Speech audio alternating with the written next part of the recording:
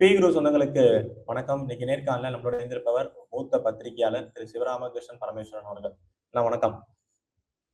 வணக்கம் கார்த்தி. நேற்றைய தினம் நிதி ஆயோக் மீட்டிங்ல இப்ப தமிழகத்தோட புது முதலமைச்சர் திரு ஜோசப் விஜய் அவர்கள் போய் பங்கேற்றிருக்காரு. சில பல கோரிக்கைகளும் அங்க வச்சதான் நம்ம செய்திகளை பார்க்கிறோம். ஆனா இந்த தடவையும் பிரஸ் மீட் எதுவுமே சந்திப்பு இல்லை. ஃபர்ஸ்ட் இந்த கோரிக்கைகள் என்ன பேசினாருங்கிறதுக்கு முன்னாடி first time I think so எல்லா மாநிலங்களோட சிஎம்மும் அங்க போய் பங்கேற்றிருக்காங்க அப்படிங்கிற செய்திகளும் வருது. எதிர்கட்சிகளா இருந்தா, ஏன்னா முன்னாடி ஒவ்வொரு தடவையும் இங்க சவுத்துல புறக்கணிச்சுட்டே இருந்தாங்க. பட் இந்த தடவை எல்லா சீஃப் மினிஸ்டர்ஸும் இந்த நிதி ஆயோக் மீட்டிங்ல கலந்துக்கிறதா செய்திகள் வருது. உண்மையா இந்த மாற்றத்தை எப்படி பார்க்க? இல்ல, இந்த நிதி ஆயோக்ங்கிறது என்னன்னா பழைய பிளானிங் கமிஷன் திட்டக்குழு மாதிரி. அதாவது பழைய பிளானிங் கமிஷன்ல எப்படின்னா எல்லா சீஃப் மினிஸ்டர்ஸும் சீஃப் செக்ரட்டரிஸ் அவங்க கலந்துப்பாங்க. மாநிலத்தினுடைய தேவை என்ன, நிதி நிலைமை எப்படி இருக்கு, மத்திய அரசுல இருந்து எப்படியான ஒரு ஆதரவை அவர்கள் எதிர்பார்க்கின்றனர், இதுதான் அதனுடைய இது. 2014 நரேந்திர மோடி தலைமையிலான இந்த பிஜேபி அரசு அல்லது தேசிய ஜனநாயக கூட்டணி அரசு ஆட்சிக்கு வந்த பிறகுதான் அந்த திட்டக்குழு பிளானிங் கமிஷன் அப்படிங்கிறத அதை அபாலிஷ் பண்ணிட்டு அதை முற்றாக அதை ஒழித்து விட்டு அதற்கு போல நீத்தி ஆயோக், அதாவது நீத்தி ஆயோக்னா என்னன்னா கிட்டத்தட்ட ஒரு ஃபைனான்ஸ் கமிஷன், அதாவது மத்திய மாநில உறவுகள் எப்படி இருக்கும் என்ன எதுங்கிறதுக்கு ஏற்ற மாதிரி. ஸோ அதுக்கு தான் பண்ணியிருக்காங்க. நார்மலா அதுல எல்லா மாநிலங்களுடைய சீஃப் மினிஸ்டரும் கலந்து கொள்ள வேண்டும், கலந்து கொள்வார்கள் என்பதுதான் பொதுவான புரிதல் நடைமுறை. அதனால இந்த வாட்டி அது என்னன்னா முன்னாள் அரசியல் காரணங்களுக்காக ஆட்கள் போறதில்லை வரதில்லைங்கிறதுக்கு அப்பாற்பட்டு இந்த வாட்டி நானும் பார்த்த வரைக்கும் எல்லா மாநில முதல்வரும் போயிருக்காங்கன்னு தான் தெரியுது. யாரும் அதை தவிர்த்து விட்டதாகவோ அல்லது புறக்கணித்து விட்டதாகவோ நான் அறியல. அது ஒரு ஆரோக்கியமான ஒரு முன்னெடுப்பு. மத்திய மாநில உறவுகள் வலுவாக இருக்கணும் அப்படின்னா மத்திய அரசும் மாநில அரசுகளை மதித்து நடந்து கொள்ள வேண்டும். மாநில அரசுகளும் மத்திய அரசை என்னமோ ஒரு விரோத போக்காக ஒரு விரோத மனப்பான்மையுடன் பார்க்காமல் ஒரு ஒருங்கிணைக்கக்கூடிய ஒரு அரசாக தான் பார்க்கணும். முன்னால இந்த தேவையில்லாத வார்த்தை பிரயோகங்களை பயன்படுத்தி அது ஒன்றிய அரசு, அதாவது மத்திய அரசு அப்படிங்கறத சென்ட்ரல் கவர்மெண்ட்ங்கிறத இவங்க தவறா ஒரு கற்பிதம் பண்ணாங்க. India is a union of states அப்படின்னு அவங்க சொல்லும் பொழுது 47 சுதந்திரம் 50 கான்ஸ்டிடியூஷன் எழுதப்பட்டு அந்த ரிப்பப்ளிக்னு வரும்பொழுது அப்ப ப்ராவின்சஸ் இருந்து northern province, central province, southern province, Madras presidency அப்படி அப்ப ஒரு ப்ரொவின்சியல் கவர்மெண்ட் எல்லாருமே சேர்ந்து அதை தவறான ஒரு மொழியாக்கம் செய்துதான் அதை இவங்க ஒன்றிய அரசுன்னு ஒரு தவறான ஒரு வார்த்தை பதத்தை பயன்படுத்தினாங்க. இப்ப தமிழ்ல நல்ல ஆற்றல் கொண்ட ஒரு முன்னாள் முதலமைச்சர் கலைஞர் கருணாநிதி கூட அது மத்திய அரசுன்னு தான் சொல்லுவாரு ஒழிய இப்படியான ஒன்றிய அரசு எல்லாம் அவர் சொன்னதில்லை. ஜெயலலிதாவாகட்டும், அம்மையார் ஜெயலலிதாவாகட்டும், இல்ல முன்னாள் இந்த எம்ஜிஆர் அவர்களாகட்டும், இல்ல யாராக இருந்தாலும் சரி. அதனால இப்ப அதெல்லாம் தாண்டி இப்போ புதுசாக ஒரு ஆட்சி ஏற்பட்டு இருக்கிற தமிழகத்துல முதல்வர் சென்று இருக்கின்றார் அந்த கூட்டத்திற்கு என்பது ஒரு ஆக்கப்பூர்வமான முன்னெடுப்பாகத்தான் பார்க்க வேண்டும். ஏன்னா அவர் போகாமல் இருந்திருந்தால் கடுமையான விமர்சனங்கள் வந்திருக்கும். அந்த விமர்சனத்திற்கு இடம் இல்லாமல் போய் அந்த கூட்டத்தில் பங்கு பெற்று இருக்கார், தமிழ்நாட்டினுடைய தேவைகள் நலன்களை முன்வைத்திருக்கிறார் என்பதை பொறுத்தவரை அந்த ஒரு ஸ்டெப்பை வரைக்கும் அந்த ஒரு படியை ஆக்கப்பூர்வமானதான் பார்க்கணும்னு தான் நான் நினைக்கிறேன். இப்ப அங்க இன்னொரு விஷயம் என்னன்னா, விஜய் அவர்கள் நிறைய பேசியிருக்காரு, கோரிக்கைகள்லாம் நிறைய வச்சிருக்காரு. அதுல ஒரு விஷயம் பார்க்கப்படுறது பெரிய ஹைலைட்டா இருக்குன்னா, மத்திய அரசோடு பிரதமரோடு நம்ம இணக்கமாக செயல்படுவோம் அப்படிங்கிற ஒரு உறுதிப்பாடு அங்க தெரிவிச்சிருக்காரு. இந்த மாற்றத்தை எப்படி பாக்குறீங்க? ஏன்னா இப்பதான் காங்கிரஸுக்கு அமைச்சரவை 9 ஆண்டுகள் தமிழகத்தில் இல்லாத காங்கிரஸுக்கு அமைச்சரவை கொடுத்து திமுகவை வெளியேற்றி புள்ளி வைத்த கூட்டணியில இணைந்த விஜய் அவர்கள் இப்ப மத்திய அரசு மோடி அவர்களுக்கு ஆதரவாக செயல்படுவோம் இருக்காரு. அது தாண்டி எப்பவும் போல கோரிக்கைகள், நீட்டு விலக்கு, 2வது எய்ம்ஸ் கோயம்புத்தூர்ல வேணும், அப்புறம் அந்த நமக்கு கல்விக்கான நிறுத்தப்பட்ட நிதி அங்க மத்திய அரசு ஒரு கோரிக்கை வைக்கிறாங்க. பட் அதை அமல்படுத்தாம எங்களுக்கு நீங்க தரணும் அப்படின்னு சொல்ற விஷயத்தையும் கோரிக்கைகளும் மோடி அவர்களோட ஆதரவையும் எப்படி பாக்குறீங்க? இல்ல ஒன்னா பார்ப்போம் கார்த்திக். எல்லா விஷயத்தையும் ஒரே கேள்வியில கொண்டு வந்தோம்னா நமக்கு பதிலளிக்கும் போது விட்டு போயிடும். முதல்ல பாரதிய ஜனதா கட்சி அல்லது தேசிய ஜனநாயக கூட்டணிக்கான ஆதரவு நிலைப்பாட்டை தமிழக வெற்றி கழகத்தின் தலைவரும் முதலமைச்சருமான விஜய் எடுத்திருக்கிறார் என்று சொல்வது தவறு.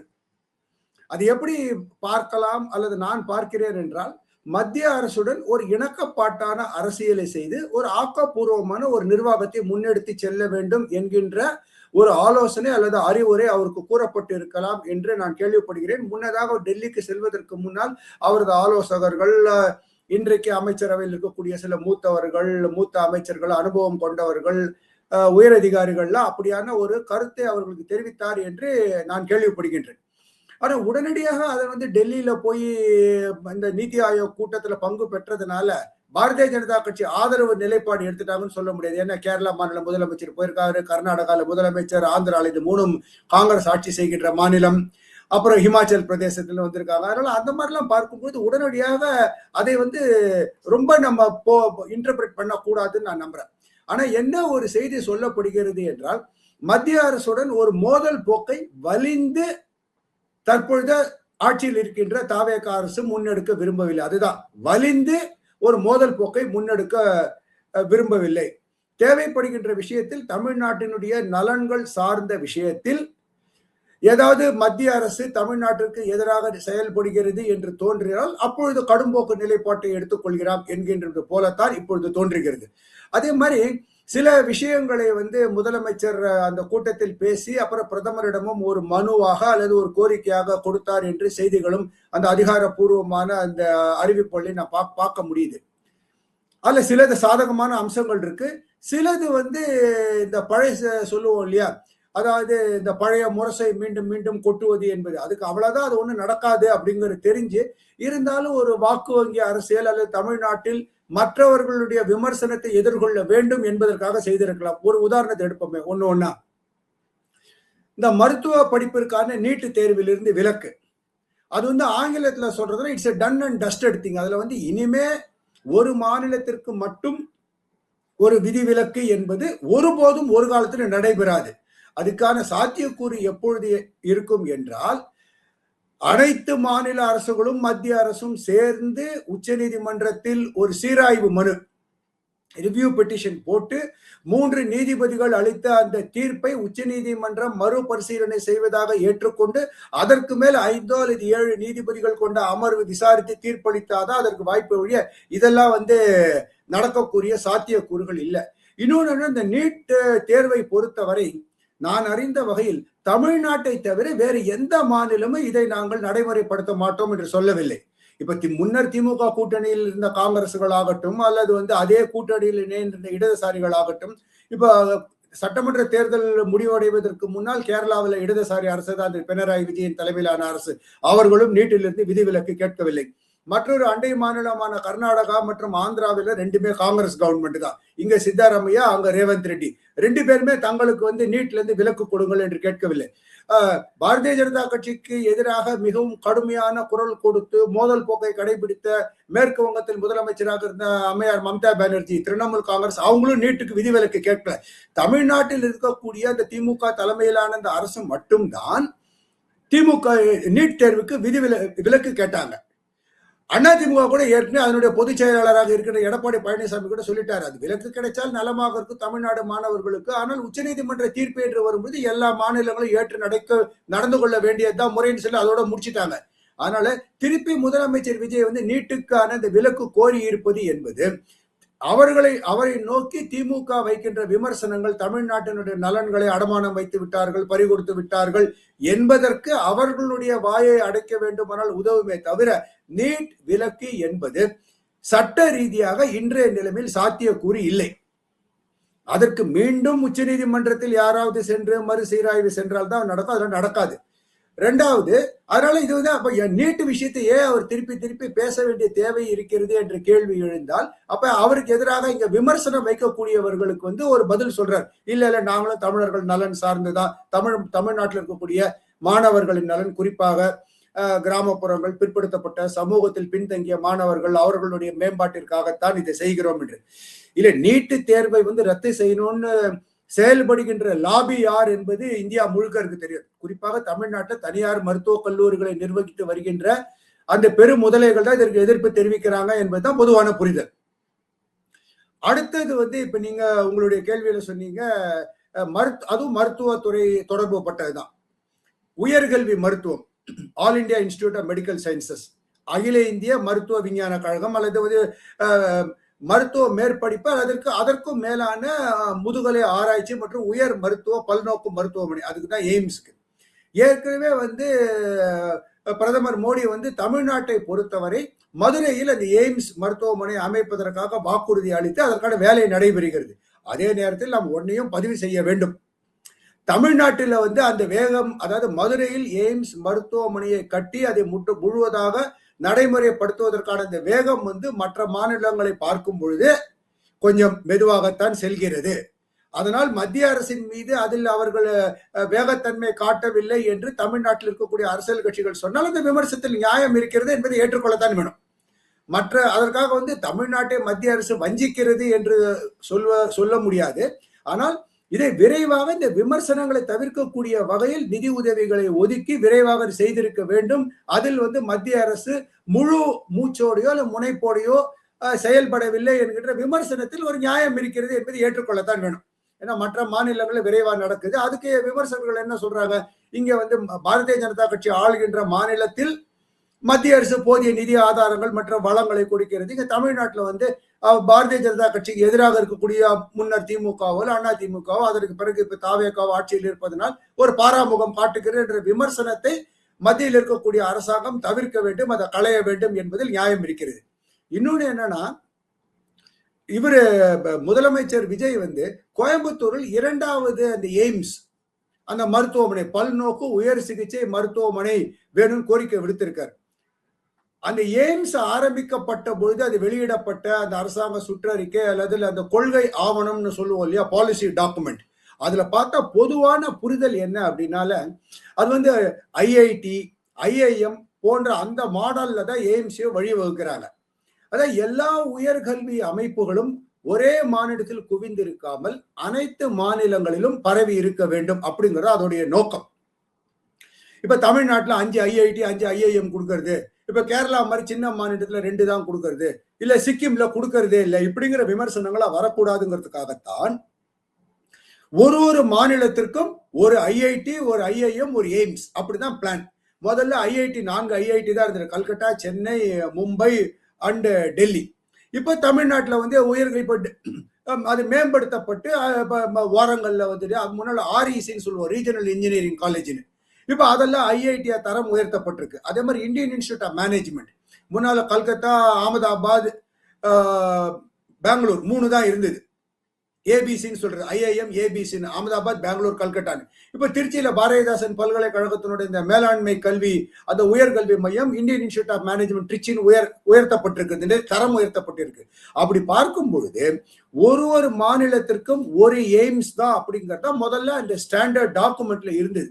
ஒரே ஒரு விதிவிலக்காக ஏற்கனவே ராய்பரேலியில, அதாவது உத்தரப்பிரதேஷ்ல ராய்பரேலியில எய்ம்ஸ்க்கான அந்த அனுமதிக்கப்பட்டு அதற்கான வேலைகள் நடைபெறும்போது கோரக்பூர்ல இன்னொன்னு கேட்டு அதை மத்திய அரசு அனுமதிச்சுது.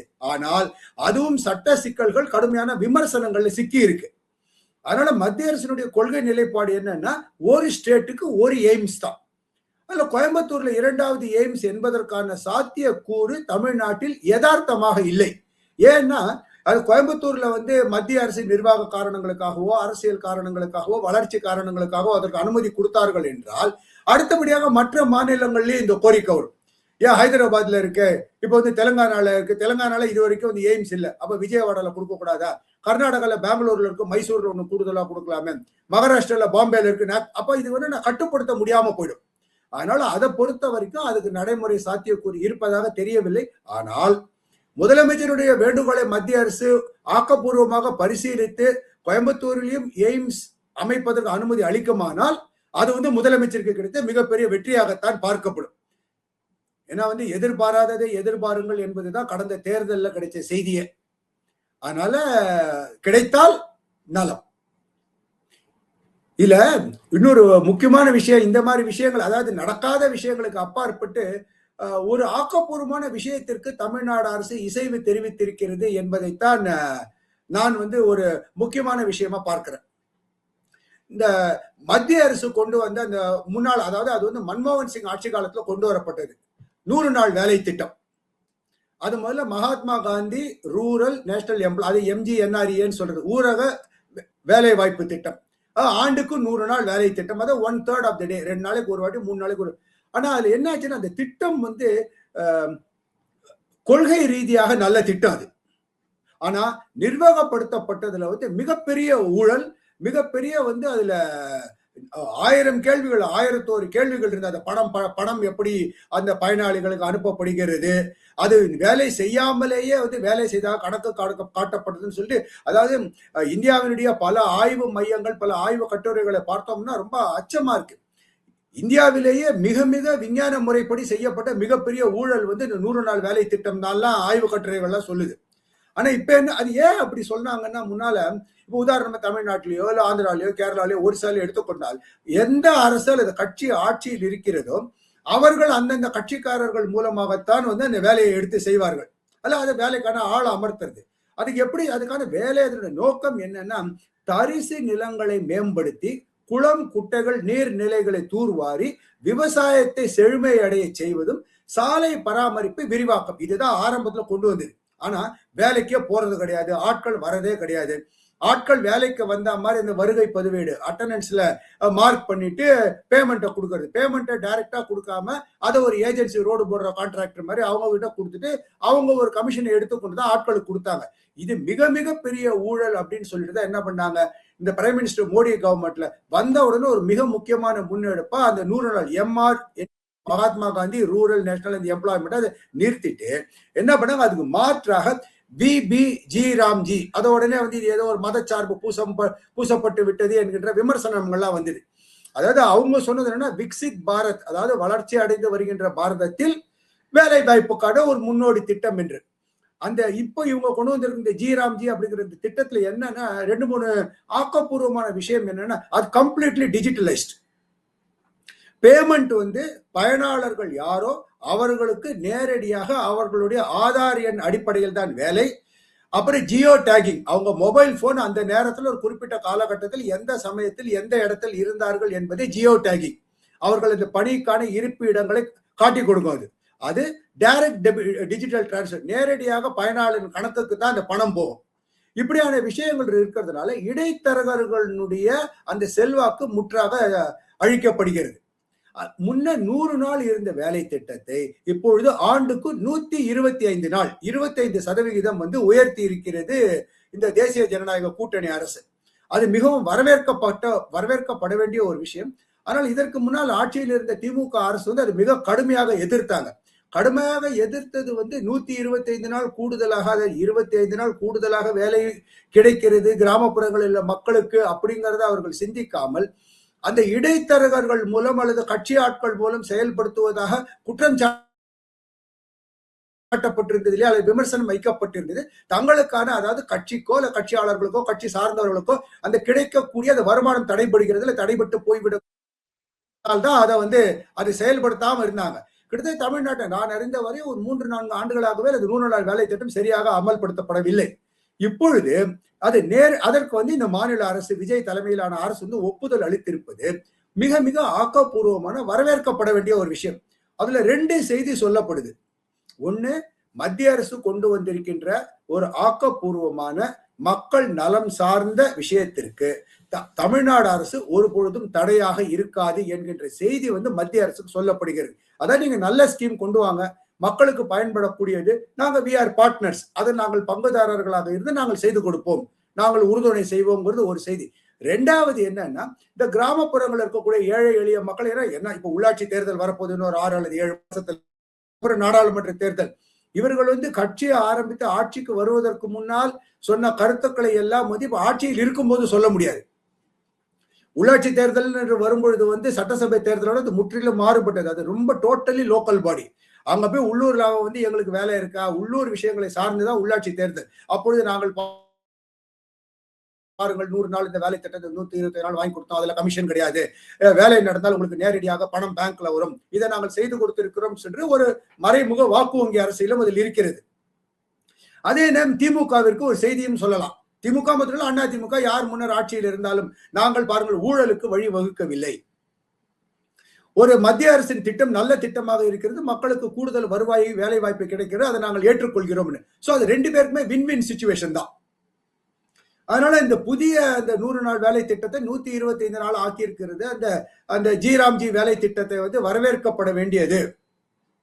அந்த விஷயத்துல வந்து ஒரு நல்ல ஒரு சிறப்பான ஒரு முன்னெடுப்பு, அல்லது எப்படி சொல்லலாம்னா சீஃப் மினிஸ்டர் வந்து கொஞ்சம் ஸ்மார்ட்டா நடந்து கொண்டிருக்கின்றார் அப்படின்னு தான் பார்க்க தோன்றியிருக்கு. நாங்கள் மோதல் போக்கை கையாளக்கூடிய ஒரு அரசு அல்ல, ஆக்கப்பூர்வமான விஷயங்களுக்கு உறுதுணை அளிக்கக்கூடிய அரசு என்ற செய்தியை சொல்லி இருக்கிறார் என்று தான் நான் புரிந்து கொள்றேன். காணொலி இறுதியான கேள்வியானா, இப்ப வந்து பார்த்திருப்போம், திரு ஜோசப் விஜய் அவர்கள், தமிழக முதல்வர் அவர்கள் வந்து மங்களூர் ஏர்போர்ட்ல இருந்து கொல்லூர் மூகாம்பிகை கோயில போய் தரிசிக்கிறதா செய்திகள்லாம் வருது. கொல்லூர் மூகாம்பிகை தமிழகத்துக்கு ரொம்ப கனெக்ட் உண்டு. திமுக இருந்து வெளியில வந்து எம்ஜிஆர் அவர்கள் அதிமுகன்னு தொடங்கினப்ப அவரும் அந்த கோவில்ல போய் தரிசனத்தை மேற்கொண்டார். இதை எப்படி பாக்குறீங்க? அவர் பதவி ஏற்றதுல இருந்து திரு ஜோசப் விஜய் பதவி அவர்கள் ஏற்றதுல இருந்தே இந்த கயிறு கட்டுறது, அப்புறம் நெத்தியில அந்த ஏதோ திலகம் வைக்கிறதா இருக்கட்டும், இந்த ஒரு போக்கெல்லாம் மாற்றம். இப்ப எம்ஜிஆர் போலயே கொல்லூர் மூகாம்பிகையோட தரிசனம். அது எப்படின்னா, எம்ஜிஆர் வந்து புரட்சி தலைவர் அவர்கள் வந்து நாத்திக கொள்கையில் அவரோட அரசியல் வாழ்க்கையை ஆரம்பிச்சாலும் பின்னர் அவர் வந்து அதுல இருந்து கடவுள் மறுப்பு என்பதிலிருந்து அவர் விலகி வந்தார். அவர் ஆட்சி பொறுப்பை ஏற்றுக்கொண்டவுடன் கொல்லூர் மூகாம்பிகைக்கு சென்று தங்க வாளை பரிசளித்தார். பரிசளித்தார்னு சொல்றது இல்ல, பரிசளித்தார்னு சொல்றது ஒரு தவறான வார்த்தை பிரயோகம். அந்த ஆலயத்திற்கு ஒரு தங்க வாளை வந்து அவர் காணிக்கையா கொடுத்தார்.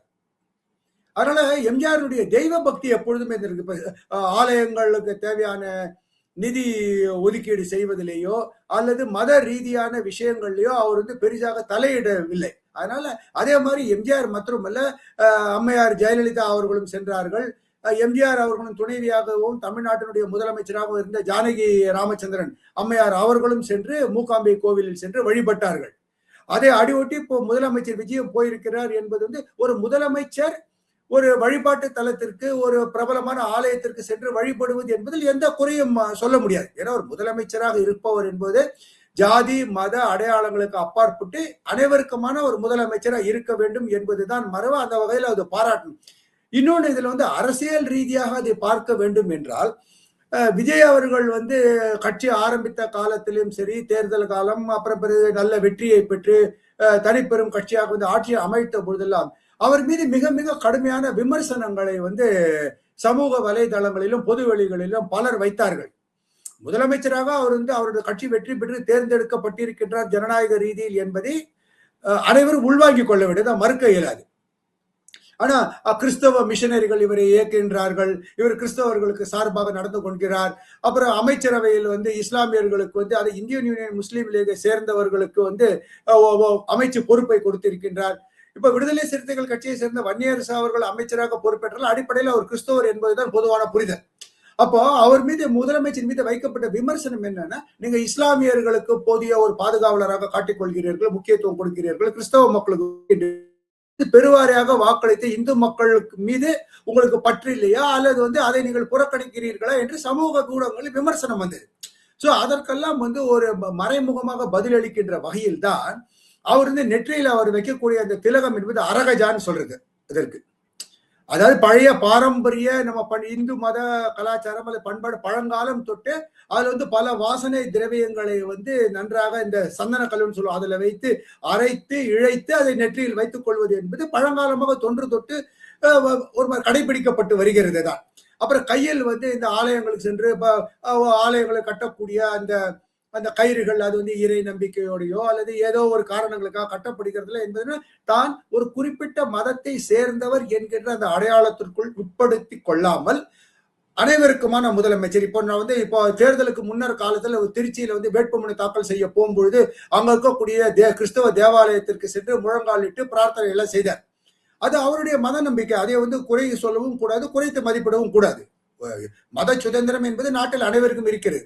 அதே நிலை தேர்தல் முடிந்த பிறகு இப்பொழுது மூகாம்பிகை கோயிலுக்கு சென்று இருக்கிறார் என்பது, மூகாம்பிகை கோயில் என்பது கர்நாடகாவில் இருந்தாலும் தமிழ்நாட்டிலும் பெரிய அளவிற்கு அந்த ஆலயத்தை சார்ந்தவர்கள், அபிமானிகள், பக்தர்கள் மிக பற்று கொண்டவர்களா இருக்கின்றார்கள். அப்போ என்ன செய்தி சொல்லப்படுகிறதுனா, இந்து மதத்தில் மிகவும் முக்கியமான முன்னணி ஆலயங்களில் ஒன்றான ஆலயத்திற்கு அவர் செல்லும் பொழுது இந்து மக்களுக்கோ அல்ல இந்து மதத்திற்கோ அவர் விரோதமானவர் அல்ல என்கின்ற ஒரு செய்தி சொல்லப்படுகிறதுங்க. இப்ப அதே மாதிரி இப்ப நாளைக்கு வந்து இப்போ வேளாங்கண்ணி கோவில்ல ஒரு திருவிழா நடக்குது நாகப்பட்டினத்தில், அதுக்கு முதலமைச்சர் செல்லலாம். அல்லது நாகூர்ல ஏதாவது வந்து அந்த நாகூர் ஆண்டவர் கோவிலில் ஏதாவது ஒரு அந்த தர்காவில் ஒரு சிறப்பு வழிபாடு நடக்கிறது, கலந்து கொள்கிறார் என்றால் அப்பொழுது விமர்சனங்களுக்கு உள்ளாக மாட்டார். என்றால் ஒரு முதலமைச்சர் அனைத்து மதங்களுக்கும் பொதுவானவர், முக்கியமான வழிபாட்டு தலங்களுக்கு செல்கிறார். ஆனால் அந்த மூகாம்பிகை கோவிலுக்கு சென்று அங்கு வழிபட்டு அந்த இறைவன் பால் சிறிது நேரம் செலவிட்டது என்பது இந்து மக்களை பொறுத்தவரை ஒரு மகிழ்ச்சிகரமான ஒரு விஷயமாக அவர்கள் பார்க்கப்படும். இறை நம்பிக்கையை கொண்டிருக்கின்றனர். இதுல திராவிட கட்சிகளுடைய பெரும்பான்மை அடிப்படை சித்தாந்தமே கடவுள் மறுப்பு. அதுதான் அவர்கள் திராவிட கட்சியினுடைய அடிநாதமே. ஆனா புரட்சி தலைவர் எம்ஜிஆரும் சரி, அம்மையார் ஜெயலலிதா அவர்கள் வந்து கடவுள் மறுப்பை வந்து பெரிய அளவில் அரசியல் ரீதியாக முன்னெடுக்கவில்லை. ஆனா திமுகவினுடைய மிக மிக முக்கியமான கொள்கை அது. அவங்க தனிப்பட்ட முறையில வந்து குடும்பத்தாரோ இல்ல கட்சியில் இருந்தவர்களோ இறை மறுப்பையோ இல்ல கடவுள் மறுப்பிலையோ ஈடுபடாமல் ஆலயங்களுக்கு செய்வதெல்லாம் செய்தாலும், கலைஞர் குடும்பத்திலையும் பின்னர் முதலமைச்சராக இருந்த ஐயா ஸ்டாலின் அவர்கள் குடும்பத்திலையும் அவர் தனிப்பட்ட முறையிலையும் அவர் வந்து இறை நம்பிக்கை அல்லது கடவுள் மறுப்பாளராக காட்டிக் கொண்டிருக்கின்றார்கள். ஆனால் இந்த திராவிட கொள்கையிலிருந்து நாங்கள் மாறுபட்டவர்கள், இறை நம்பிக்கைக்கு எதிரானவர்கள் அல்ல என்கின்ற இந்த செய்தியை இந்த மூகாம்பை ஆலயத்திற்கான அந்த விஜயத்தின் மூலம் முதலமைச்சர் வெளிப்படுத்தி இருக்கிறார் என்று நம்பலாம் என்று நான் கருதுகிறேன்.